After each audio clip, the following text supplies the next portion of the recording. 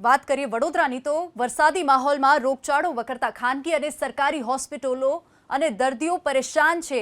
સરકારી હોસ્પિટલો દર્દીઓથી ઉભરાઈ છે। વડોદરા શહેરમાં છેલ્લા 2 દિવસમાં શંકાસ્પદ મલેરિયાના 1248 કેસ નોંધાયા। શંકાસ્પદ ડેન્ગ્યુના 29, ઝાડા ઉલટીના 80 કેસ નોંધાયા છે। વકરતા રોગચાળામાં મચ્છરજન્ય રોગચાળાને નાબૂદ કરવા 16,888 મકાનમાં ફોગિંગ કરવામાં આવ્યું હતું, જ્યારે એક કન્સ્ટ્રક્શન સાઇટને મચ્છરના પોરા મળતા નોટિસ ફટકારવામાં આવી હતી।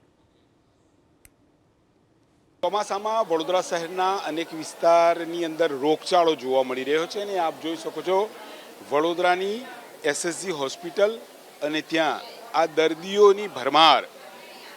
જે દર્દીઓને ડૉક્ટરને બતાવ્યા બાદ જે દવાઓ આપવાની હોય છે તે દવા લેવા અહીંયા ઉપસ્થિત છે, પરંતુ જે હજુ પણ નવા દર્દીઓ આવી રહ્યા છે, આપ જોઈ શકો છો આ નવા દર્દીઓ અહીંયા જોવા મળી રહ્યા છે। વડોદરાની વાત કરીએ તો શહેરમાં ડેન્ગ્યુના 3, મેલેરિયાના 2 અને કોલેરાનો 1 કેસ પોઝિટિવ અહીંયા સામે આવ્યો છે। છેલ્લા 2 દિવસની અંદર શંકાસ્પદ મેલેરિયાના 1248 કેસ જોવા મળ્યા છે। શંકાસ્પદ ડેન્ગ્યુના 29 કેસ સામે આવ્યા છે।